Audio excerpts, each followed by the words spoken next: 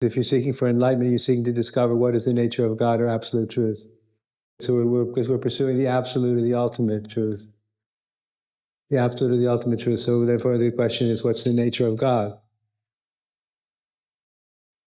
If God exists, whatever it means, it's the ultimate truth about the nature of reality. So we're looking for ultimacy. What's the highest truth, the deepest truth, the most absolute truth about the nature of existence that transcends life and death? All true seekers want to know that. They're seeking for God consciousness. So what is the ultimate truth? I think that whatever God is, that the God principle would have to include everything that exists and everything that does not exist. Why this is interesting for those seeking enlightenment is that the sum totality of everything that exists and everything that does not exist can be a direct experience of knowing, a direct cognition of absolute reality itself. So everything that exists and everything that does not exist feels like, is like the experience of liberation.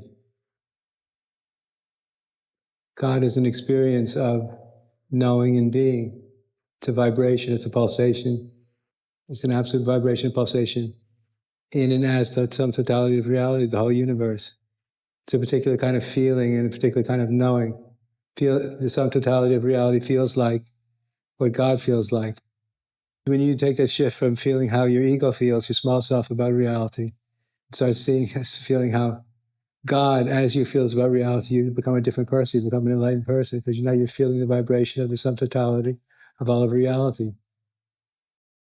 So we're saying that enlightenment is the experience of the vibration, the pulsation, the knowing, the feeling of everything that exists and everything that does not exist. And enlightenment is the experience of a certain vibration of consciousness. It's not nothing. Because what we find is the sum totality of reality feels like something, is like something very specific. That's everything and nothing. That's God. So the way enlightenment works is the fundamental practice that we need to become very good at in terms of attaining enlightened awareness is renunciation, which means letting go of stuff. It looks simple and it is easy, but you have to learn how to become very good at it. Most people aren't very good, that's why they're going to therapists. If you let go, you're going to be free sometime around now. So you want to practice letting go every opportunity you can. Because the Dharma will come alive within you if you make space inside yourself for it. It's like a flower blooming. It opens itself up and reveals itself to you inside yourself. Like your heart will open, like a flower blooms, and the Dharma starts revealing itself to you within you. But you have to be available. So if you're worried about other things, you won't notice it happening. You have to be there for it. We have to learn how to practice the attitude of renunciation, which just means letting go of everything that's not necessary. It requires a determination. Oh, this isn't necessary. Let it go. Don't replace it with anything except nothing. When you practice renunciation, you fill the gap with nothing. So the gap will get bigger and bigger. That's the idea.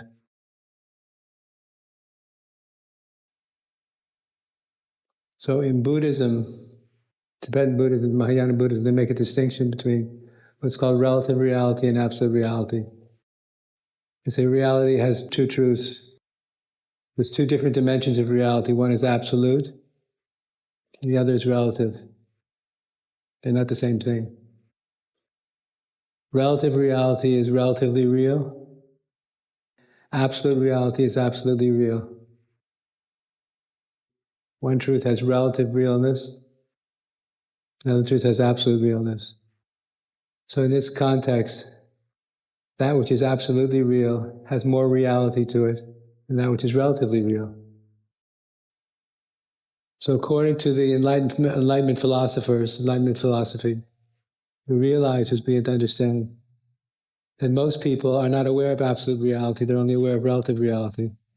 Most unenlightened people, which is most people, are not aware of absolute reality. They're only aware of relative reality.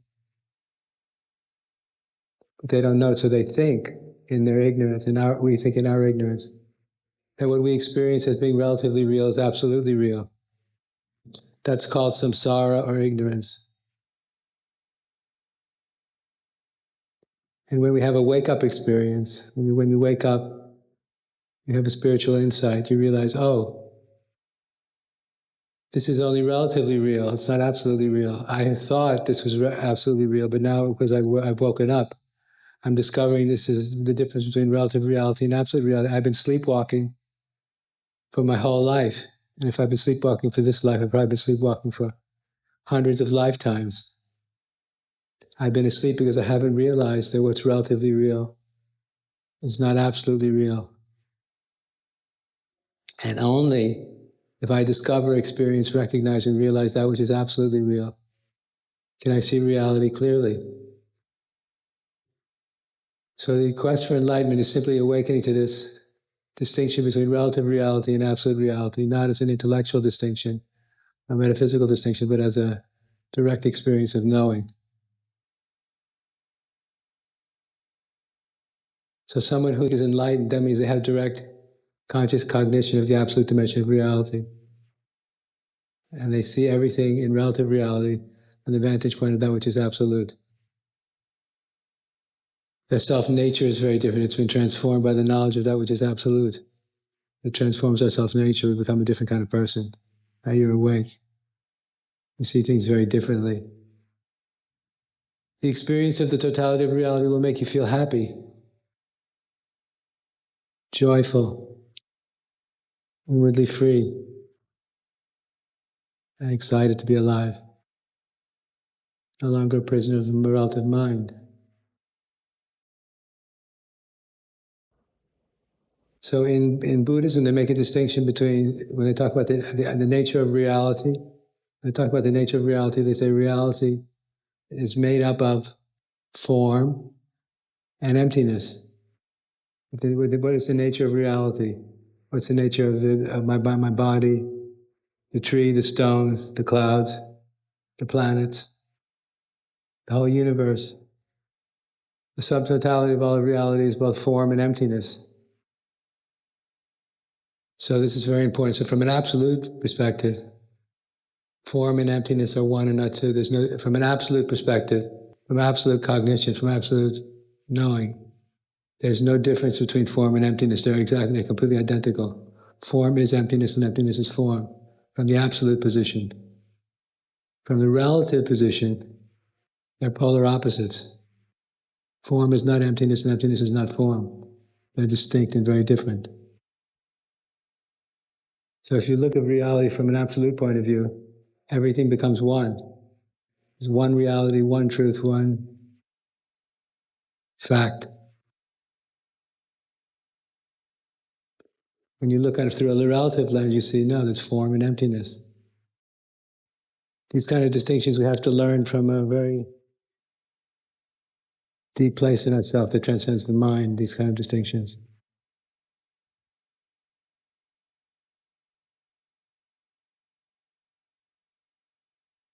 So from a relative point of view, form and emptiness are very different. They're opposites. From an absolute point of view, they're the same thing. And if you're going to be free, you need to know this with your heart, with your soul. Now, I am a teacher of what's called evolutionary enlightenment. And evolutionary enlightenment is a combination of the traditional enlightenment in Vedanta or Buddhism and what I call the new evolutionary enlightenment of Sri Aurobindo. So in the traditional enlightenment, the goal is to awaken to emptiness, the absolute nature of emptiness, the grounded being, in order to achieve liberation.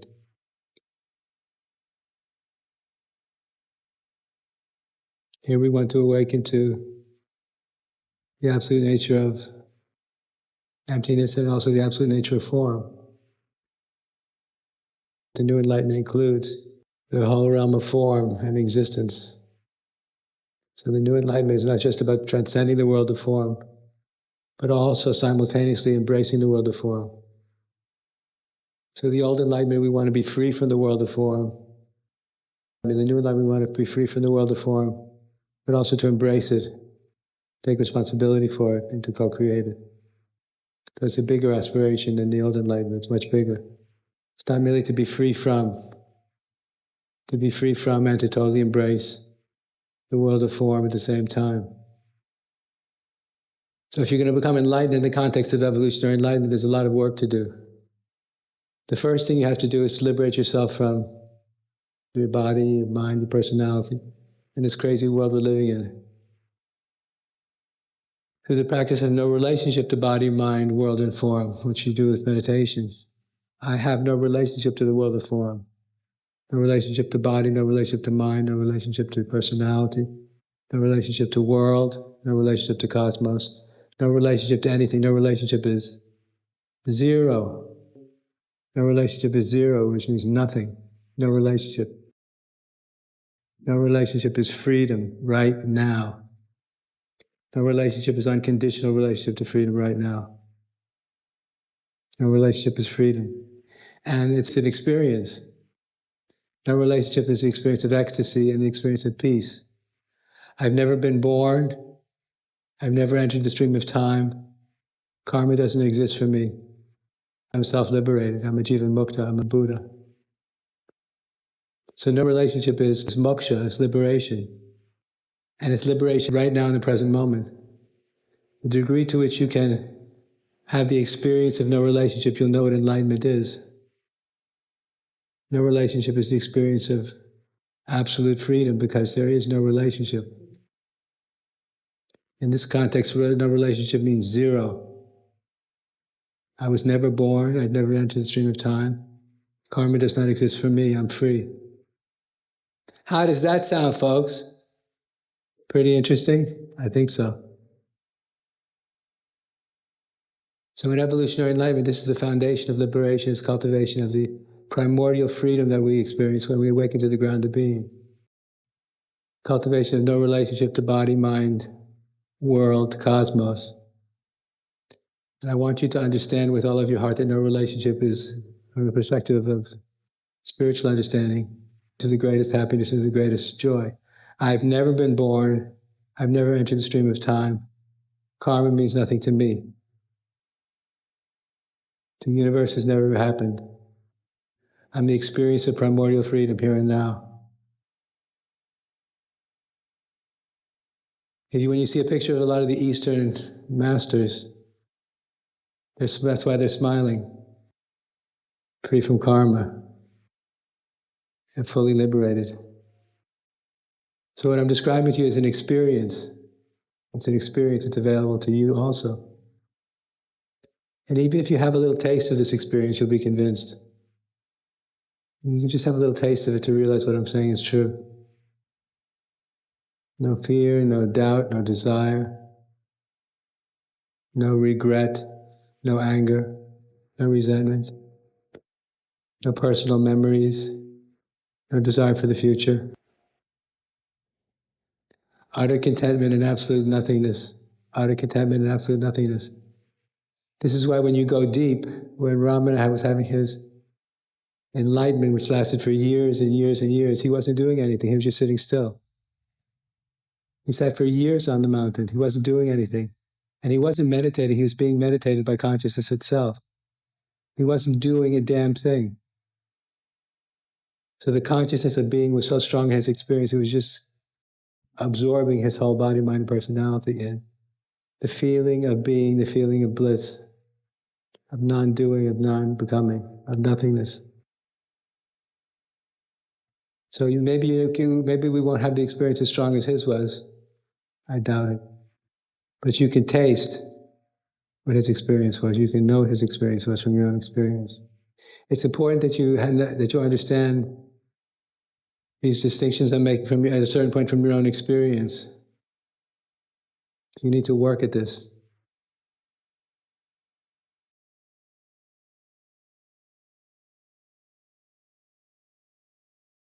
What I call the old enlightenment is the foundation for the new enlightenment. The old enlightenment is the essential foundation, so without it, there's no hope. So we all need to become very good at having no relationship to body, mind, personality, world, and cosmos. You need to practice every day. What is it like to have no relationship to body, mind, world, and cosmos? Become an expert. You can only become an expert as you work at it.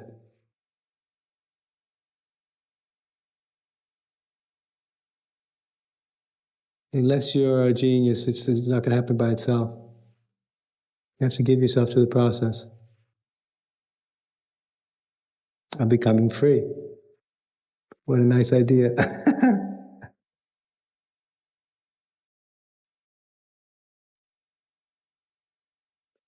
And the beautiful thing is when you start to wake up to the ground of being in yourself, you start to feel happy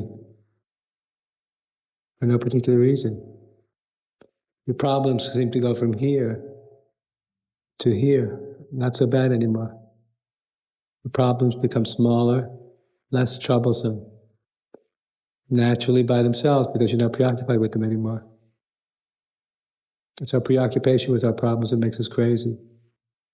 So when you're meditating deeply and you choose not to be preoccupied with your personal problems, they seem to get smaller. So what I'm describing to you is a path of joy. It's joyous. Practice being inwardly free. And remember, everybody, in an evolutionary context, that you're doing this practice for eternity. This is not just to liberate you for this lifetime, but you want to be liberated for eternity, for the infinite future. You want to practice with a forever intention. I want to liberate myself eternally for eternity. So I can be available for this higher work eternally for eternity. That's how we want to think about it. We want to train ourselves to think about this in a big and very deep way. I want to be available to do this work eternally for eternity. So if you're going to really do that, you have to think about it deeply every day. I know a lot of these words sound very outrageous, audacious, unbelievable, but they become believable when your consciousness begins to expand. These kind of distinctions will begin to make sense to you if your consciousness expands and gets bigger, especially the significance of that which is eternal. When you become conscious of eternity and live your life in relationship to that which is eternal, that's when you begin to live a life of enlightenment. But you have to do the spiritual work. Otherwise, eternity is just a beautiful concept. It's not your experience. You want eternity to be your experience. Access to that which is eternal in your own experience. It's available to all of us, if you're available. Then you develop what I call spiritual self-confidence. When you awaken to the consciousness of eternity, you'll begin to develop spiritual self-confidence. You're a true believer then, because you know it's not just words. These are dimensions of reality that actually exist.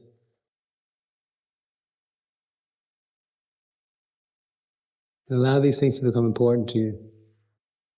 Allow these distinctions to become important. Allow these truths to become important to you.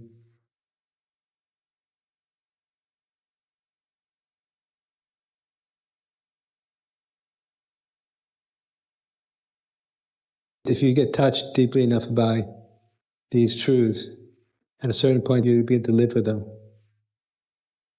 It's the reason that you're living your life is for their sake, not for your sake.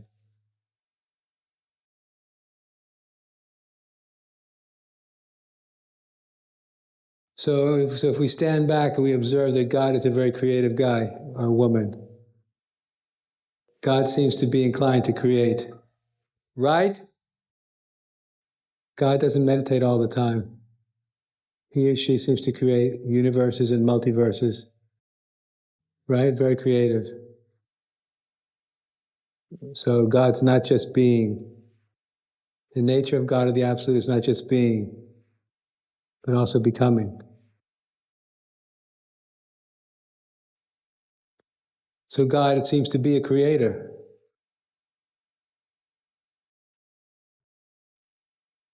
He's both absolutely at rest and totally busy. So in this new enlightenment, if you're going to become fully enlightened in the new enlightenment, you need to awaken to God both as being, which I've just been talking about, God as being, which is an experience of peace, to God as becoming, God as the creator of the universe. That's a new kind of enlightenment. That's what's called evolutionary enlightenment.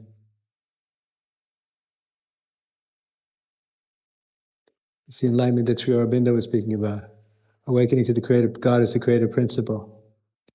And awakening to the creative principle in yourself as a vibration and pulsation. In evolutionary enlightenment, we call it the authentic self. It's when you feel compelled to give rise to that which is new. And it's an ecstatic compulsion.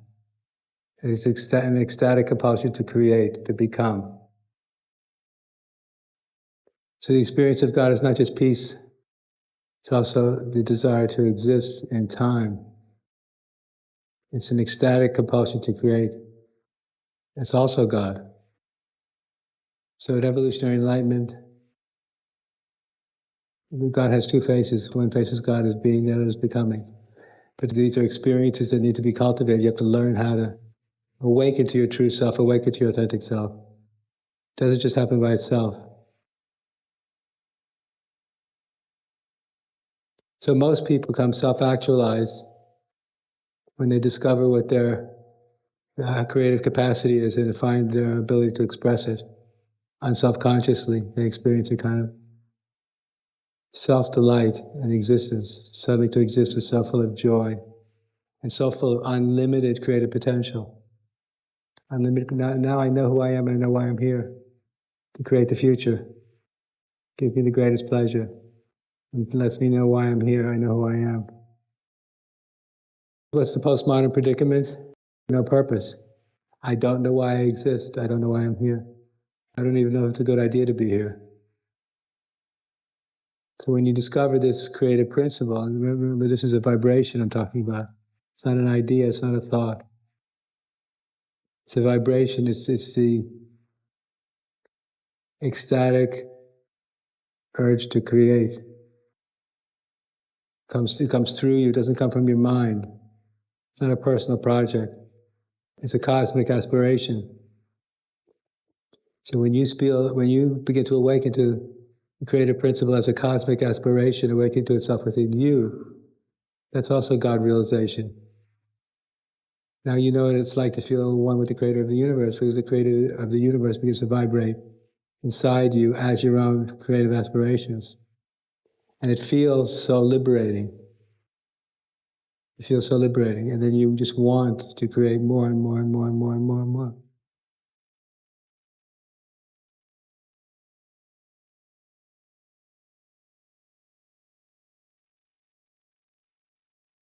This liberates you from your ego. This is egoless creativity. The egoless aspiration to create. If you read Sri Aurobindo, you hear it coming through him all the time. And what I want to say is very interesting. Sri Aurobindo and Ramana Maharshi were two of the most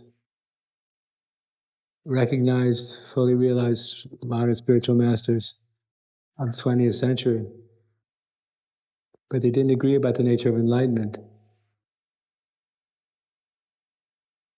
Because Ramana did not understand or agree with Sri Aurobindo's evolutionary aspirations. And Sri Aurobindo called the Ramana position, he called it the refusal of the ascetic. The refusal to engage with the world is the position of the refusal of the ascetic. Sri Aurobindo did not agree with Ramana Maharshi's rejection of the world.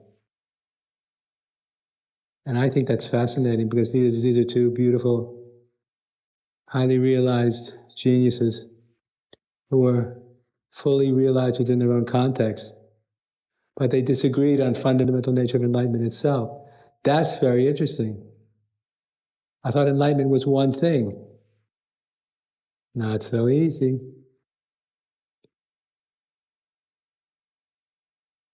So what I've done with this teaching is to embrace both these perspectives, put them together. Enlightenment is about transcending ego, which you already knew, or at least you thought you did, but you probably don't really know what it means. Most people don't know what it means. You understand the words, you don't really know what it means. So now we understand that there's two kinds of enlightenment. There's a being enlightenment and a becoming enlightenment. One is about no relationship to the world of time, space, world, and universe. Another is about the right relationship to time, space, and universe. So there's two enlightenments, two different metapositions that we have to learn how to take and experience and express. They're very specific. And as you'll see, if you go deeply into each one, you're going to see it's a very different experience. But what's fascinating is, to repeat what I've been saying, it's transcending the ego in two different ways. Feels very different. One is being released from karma and from bondage. The other is being put on a moving train. Sri Aurobindo called it awakening to the psychic being.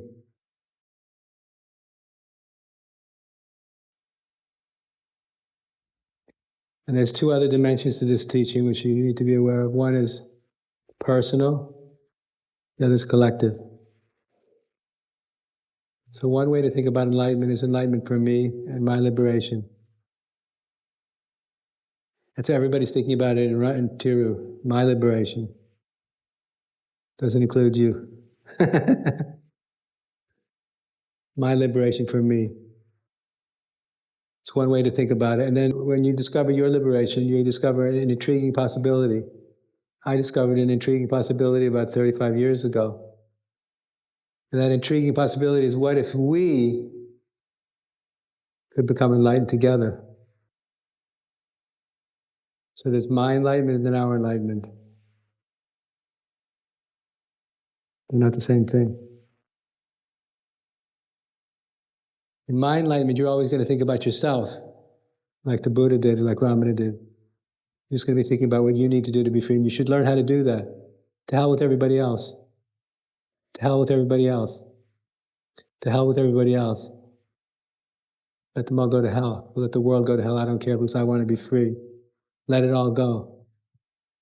Once again, see? Let it all go. Yeah, but I'm deadly serious. You need to practice letting it all go. Letting your mother go, your father go, your sister go, your brother go, your lover go, your husband, your wife, your dog, your apartment, your money. Let it all go to hell. See how you feel. So real yogis practice this kind of radical renunciation. That's why they're so free, because they don't give a damn about anything except consciousness. They've let go of everything else. And letting go of everything else, they've let go of all the illusions, of the promise of happiness in anything other than consciousness. So when you let go of the illusion of happiness in anything other than consciousness, you're halfway home. I don't give a damn. Chogyam Trungpa called it CCL, couldn't care less. It's my enlightenment. I don't care about anything else. I'll see you. I'm going to the top of the mountain. I'll see you in 10 years. Good luck. Just letting everything go, letting everything go, letting everything go. So when you're sitting with me here and you're meditating, you should be practicing this kind of letting everything go if you can do it. See how free you feel.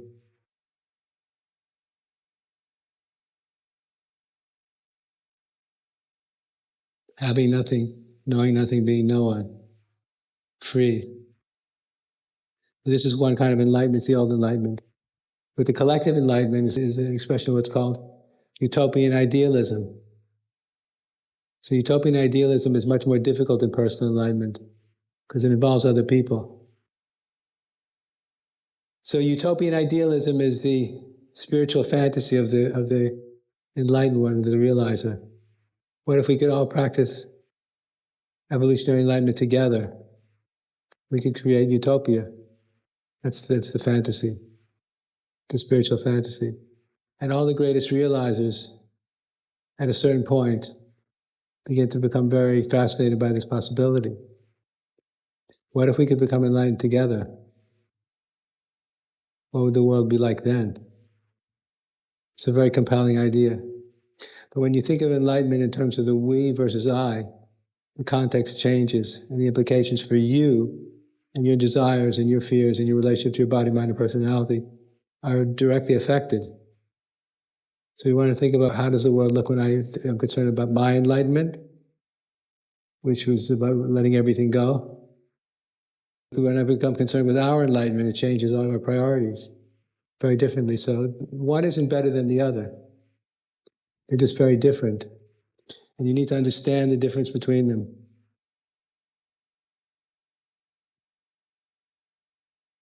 Follow? So the reason I'm asking you to go into silence is I'm not trying to deprive you of any human contact. I'm trying to show you what it's like to transcend your ego.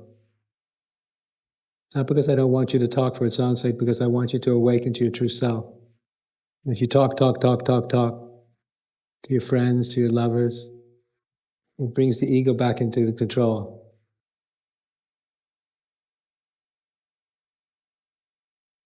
The ego wants to be seen. See me? The ego wants to be seen, recognized, acknowledged, respected, honored. The ego doesn't like it when you stop respecting and stop honoring and stop paying attention to it. So being quiet means you can learn to let your ego go to hell for a week. So please keep this in mind, because I know on these retreats some people find it very difficult to not talk. So it's not that difficult if you really want it, if you have a little self-discipline. And the reason I'm asking you to be in silence, to repeat, is to give you an experience of freedom from your own ego. So I'm not trying to deprive you of anything. I'm trying to give you an experience of egoless consciousness.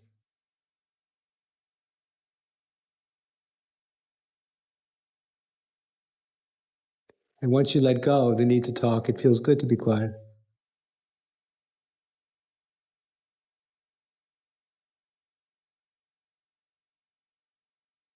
And what I'm saying here, it's really true that if you really do let go, your ego goes into the background. So if you stop talking, shut up for a few days, and listen to some really great Dharma, the ego will start to quiet down. It takes a few days to start to quiet down. And as your ego starts to quiet down, you'll feel space inside you open up, which is a big relief. But you have to give it a little time. Because the ego always wants to be entertained. So for these few days, please don't seek for ego entertainment. Just let go. And if you're just by yourself and you're being quiet, nothing's happening, that's fine. Let nothing be happening. Just let go into nothing.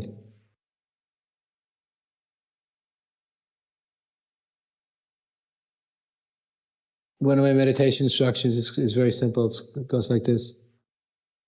You just have to pay attention and let go. If you're meditating, that'll keep you busy. So you should remind yourself if you're getting agitated, to pay attention and let go.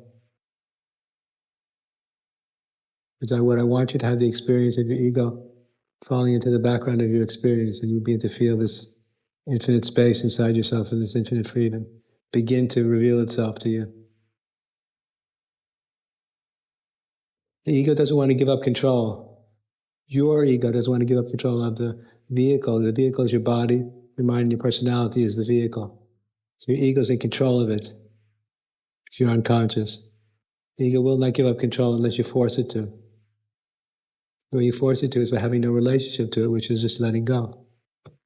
The way you kill the ego is by stopping to give it attention. The ego is a narcissist. Have you noticed that your ego is a narcissist? Have you noticed? It thrives on attention. Your attention, everybody else's attention.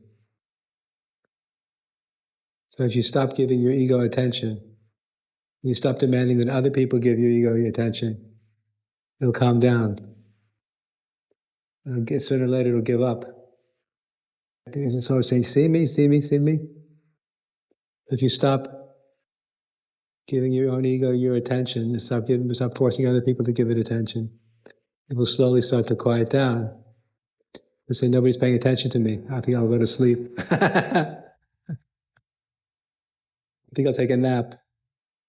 So when your ego takes a nap, that's beautiful. Then you start to feel very happy. That's enlightened awareness. Then you start to awaken to enlightened awareness when your ego goes to sleep.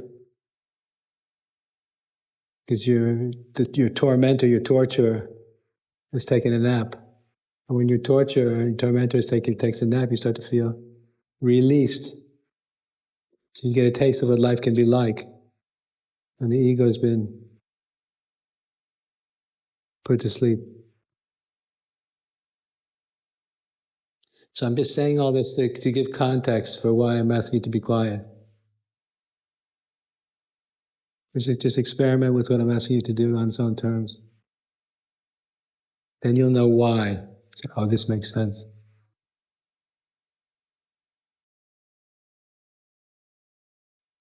Be in nature, just meditate, just be still and quiet, be still and quiet.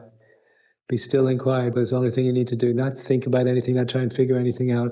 Please don't try and figure anything out. Please don't try and figure anything out. Don't try to understand anything. What does that mean? Forget it. Don't try and figure anything out. Just be. Give yourself the freedom to be.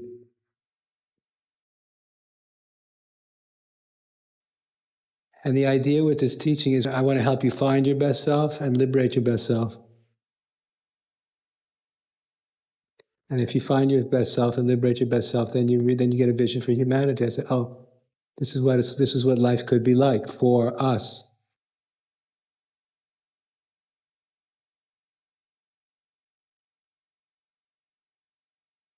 And why it's important is because if you have an experience, an ecstatic experience, a very positive experience of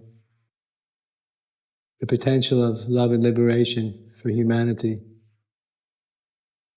within yourself and with a few other people, you realize what's possible for humanity. You realize there's an actual possibility. It's not just a spiritual fantasy, but it's an actual possibility. We can, as a species, overcome our ignorance and our stupidity and become beautiful souls who care about each other and care about the planet and care about the future. We can behave with dignity and nobility and grace and honor and higher consciousness. Because the problem today is we're all getting very cynical because there's so much bad behavior by so many human beings at the same time. We start getting very doubtful whether we human beings can do it, right? It makes us feel depressed and cynical and nihilistic. You just don't care anymore, right? That's spiritual poison.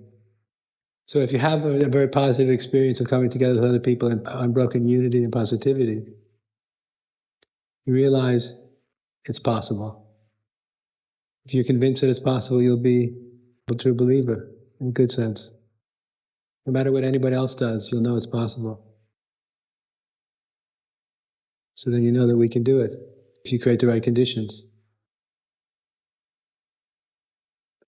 It's this kind of Dharma is very empowering because when you begin to see your own life in the context of the human project, you start to see everything in a very big context, and you start to see what you're trying to do might be important. Might be important for everybody else's sake, not just for yours. Because if you have an awakening, you guys, oh, my participation is important, not just for my sake, but for everybody else's sake. You don't have time to get depressed. You don't have time to have a nervous breakdown. You don't have time for self-hatred. Because everybody needs you to be present. Right? No time for me and my pain. Now, everything that I'm saying exists in potentia. I believe it's our obligation if we're committed to the process. If everything I'm saying makes perfect sense to you and it rings absolutely true, then suddenly it exists as a potential in your own consciousness. When you actualize that potential, then it becomes real, tangible, objective. Then you're doing the work. So I think, in my way of thinking, that's the kind of the obligation of the true seeker today, is to become realized so we can objectify the highest possibilities for other people. We need to become exemplars and proof of our argument. Then there's no escape. Right?